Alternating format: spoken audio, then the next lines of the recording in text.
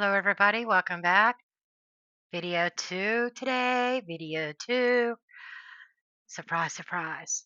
But this is not a reading, this is just a little bit of a case update. I'm sure you've heard it, but I want to put it out here. I did readings on these guys, I did readings on what happened, and my readings were spot on. We knew that Jordan Willis was involved.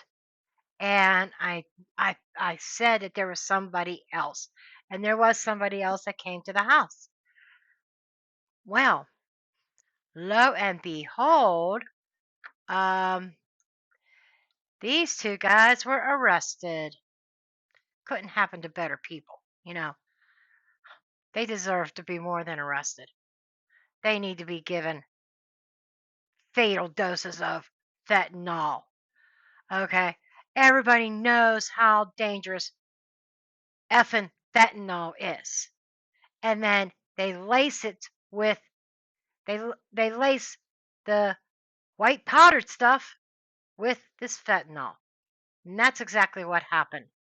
And perhaps they didn't realize what they were doing. They're being charged with, both of them, with 3 counts of manslaughter. I think there's a count dealing with controlled substances as well. I was going to make him bigger, but you know what? I'm not giving them the time of day. So now, before I get into this, I am going to play the clip of the press conference. In case you haven't seen it, some of you may have. Let me bring that up here.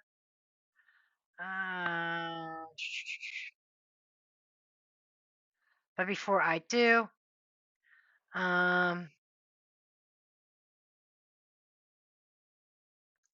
take that off. I need this on. Okay, there we go. There is my disclaimer, my copyright disclaimer. You could go ahead and read it for yourself. Obviously, for discussion, for criticism, educational purposes, etc., etc., I have the right to use this. Okay, so we're going to do that. I am going to go ahead and play this.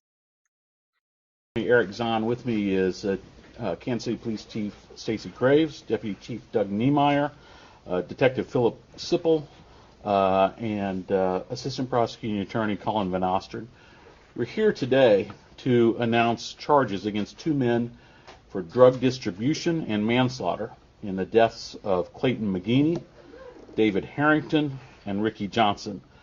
These 3 men were found dead outside a Platte County home on January 9, 2024. Today, Jordan Willis and Ivory Carson have been charged with distribution of a controlled substance and 3 counts of involuntary manslaughter. This case has received considerable attention from the media, and I think some people seem to believe that charges may never be brought in this case. People may have doubted this investigation because it has spanned more than a year. But understand this, the Kansas City Police Department and my office do not rest on homicide cases until we have exhausted every possible resource to bring anybody we believe responsible to justice. Today's charges are the product of hard work of Kansas City detectives and prosecutors over those many months. Let me summarize the probable cause statement in this case, and we will have copies of the charging documents, including the entire probable cause statement, for you after our statements here. As I've mentioned, Clayton McGeeney, David Harrington, and Ricky Johnson were found dead outside defendant Jordan Willis's home in the 5200 block of Northwest 83rd Terrace in the Platte County portion of Kansas City on January 9. Mr. McGeeney's fiancee told police that Mr. McGeeney, Mr. Harrington, and Mr. Johnson had gone to Mr. Willis's home to watch the Kansas City Chiefs football game on January 7th. When she could not contact Mr. McGeeney, she went back to the home on January 9th and found at least one person dead on the back patio. Temperatures had dropped below freezing the night of the Chiefs game. Officers with the Kansas City, Missouri Police Department responded to that scene and found Mr. McGeeney, Mr. Harrington, and Mr. Johnson's bodies in the backyard of the home. Detectives then obtained consent to search the home. They found 2 plastic bags containing white powdery substances. The bags were tested by the Kansas City, Missouri Police Crime Laboratory. One of those bags contained cocaine, and the probable cause statement alleges that Mr. Willis was determined to be the major contributor of DNA found on that bag.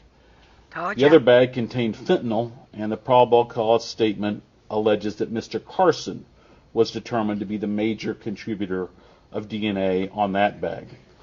I The said that probable cause somebody statement also stopped recounts the statement of there a with witness who said extra he was stuff. at Mr. Harrington's home with Mr. Harrington, Mr. McGeeney, Mr. Johnson, and the defendant, Mr. Willis, the night of the football game, where he saw a large plate of cocaine allegedly supplied by Mr. Willis that everyone was using. The witness said Mr. McGeeney, Mr. Harrington, and Mr. Johnson were going to Mr. Willis's home after the football game. Another witness said he was with Mr. McGeeney, Mr. Harrington, Mr. Johnson, and Mr. Willis at Willis's home later that night on January 7th, where they drank, smoked marijuana, and used cocaine. That witness left shortly before midnight. Data recovered from Mr. Harrington's phone allegedly contains text messages between Mr. Harrington, Mr. McGeeney, Mr. Johnson, Mr. Willis, the defendant, Mr. Carson, and others consistent with the purchase and use of cocaine. The messages allegedly indicate that Mr. Carson supplied Mr. Harrington with cocaine. A doctor with Forensic Medical of Kansas found that Mr. McGeeney, Mr. Harrington, and Mr. Johnson all died of fentanyl and cocaine combined toxicity. Mr. Willis and Mr. Carson are both charged with a single count of delivery of a controlled substance and 3 counts of involuntary manslaughter for recklessly causing the deaths of Mr. McGeeney, Mr. Harrington, and Mr. Johnson. Each of those charges carries a maximum penalty of 10 years in prison. Mr. Carson is in the Platte County Jail in lieu of a $100,000 cash bond.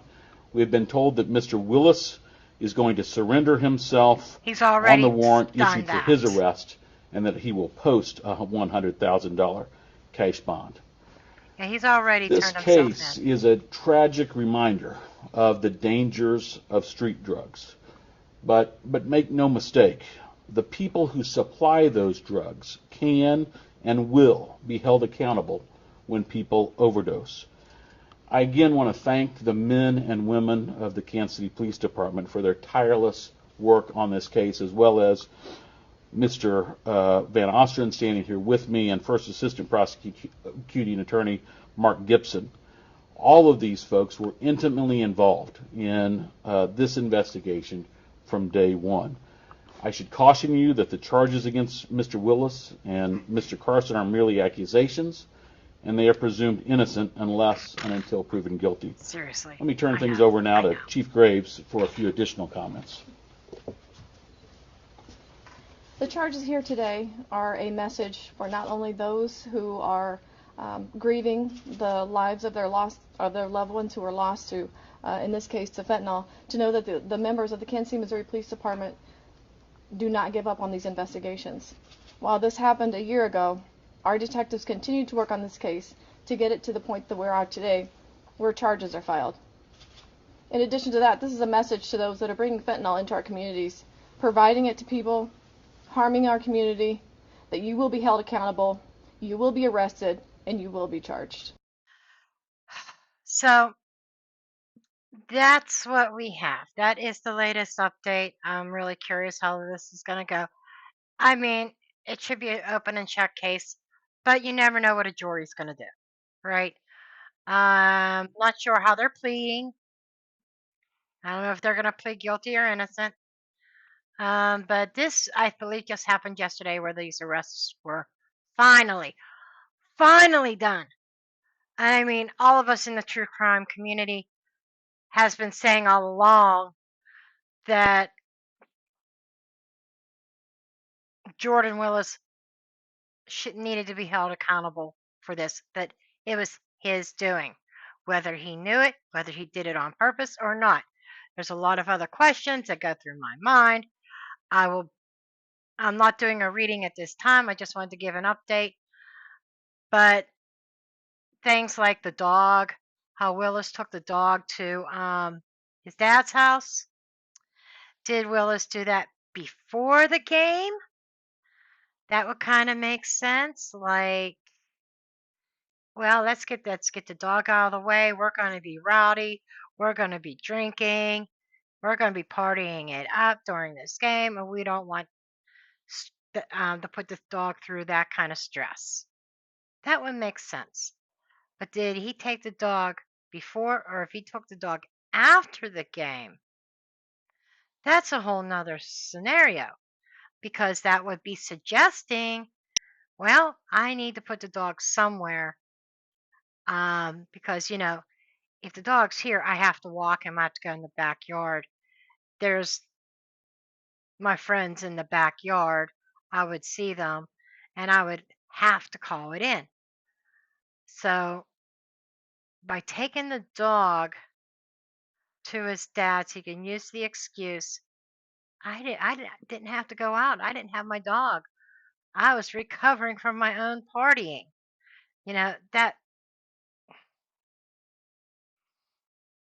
That's a big thing that sticks in my mind about this whole thing.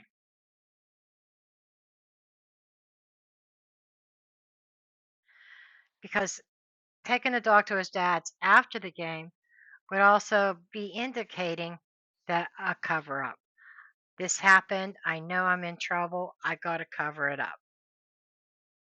I got to play dumb. Like I don't know what happened to them.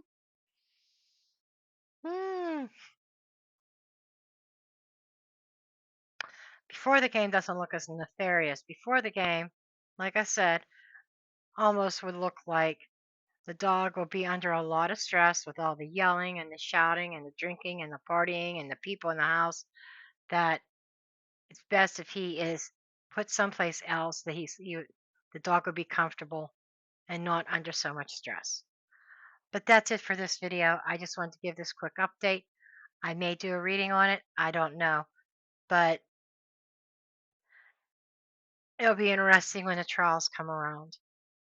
And I know that there's like $100,000 cash bond on each one of them. Why a cash bond? Well, the cash bond simply means that they have to pay the full entire amount to be released. And that would be because they would be considered a flight risk. Jordan Willis a flight risk? Really?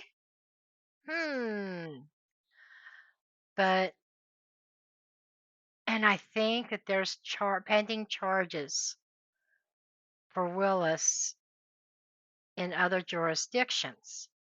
And if that's the case, he tries to bond himself out, he's still held.